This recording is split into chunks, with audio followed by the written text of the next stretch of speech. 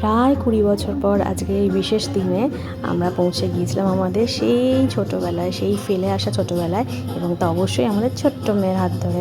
আজকে এত ভালো লাগছিল দিনটা যে বলে বোঝানোর মতন নয়। কলেজ লাইফে যখন ছিলাম তখন এই বিশেষ দিনের স্মৃতি আমার খুব একটা মনে পড়ে না, কিন্তু যখন স্কুল লাইফে ছিলাম সেই প্রত্যেকটা বছরের স্মৃতিগুলো যেন আজকে আবার নতুন করে উপভোগ করছি।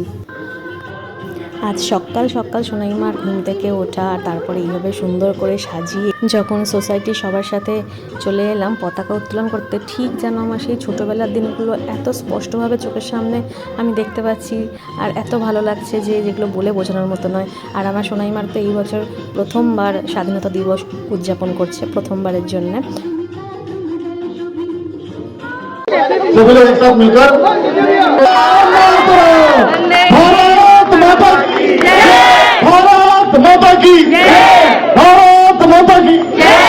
एक बार राष्ट्र गीत।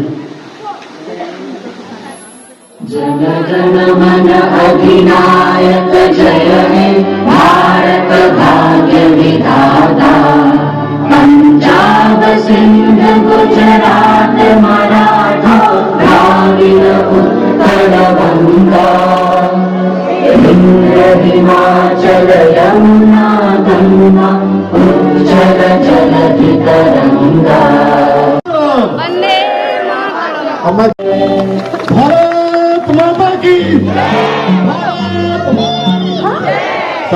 সোসাইটিতে ফ্ল্যাগ হোস্টিংয়ের পর আমরা চললাম এবার সোনাই মায়ের স্কুলের উদ্দেশ্যে কয়েকটা ফটো ক্লিক করার পরে।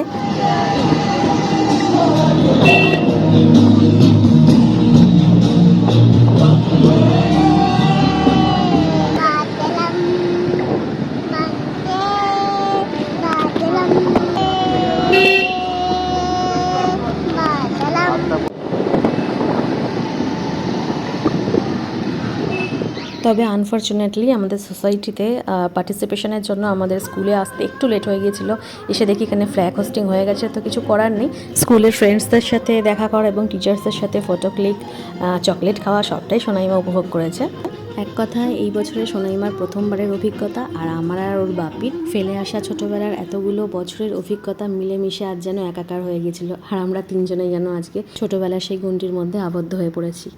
আর হ্যাঁ, চলে যাওয়ার আগে আমাদের সোনাইমাকে মানে তোমাদের অর্ণাকে এই নতুন সাজে কেমন লাগছে অবশ্যই কমেন্ট করে যেও। সবাই ভালো থেকো। জয় হিন্দ, বন্দে মাতরম, জয় ভারত, হ্যাপি ইন্ডিপেন্ডেন্স ডে।